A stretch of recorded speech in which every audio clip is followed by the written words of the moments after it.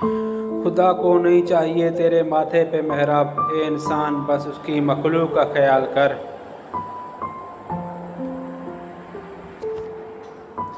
سادگی سی زندگی بسر کرنے سے انسان خود بھی سکون میں رہتا ہے اور خدا بھی اس بندے سے راضی ہوتا ہے۔ تجھے تیری اوقات کا اس دن پتہ چلے گا جب لوگ تجھ پہ مٹی ڈال کر ہاتھ بھی تجھ پہ ہی جھاڑیں گے۔ لوگ تمہیں بدنام کرنے کی لاکھ کوشش کریں لیکن یاد رکھنا عزت اور ذلت صرف اللہ کے ہاتھ میں ہے۔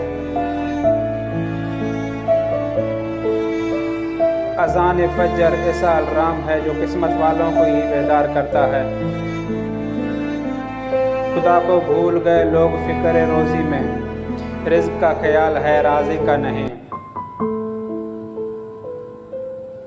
جب دنیا کے کاموں میں دل لگنا شروع ہو جائے تو اس بات کی دلیل ہے کہ تمہارا رب تم سے ناراض ہے۔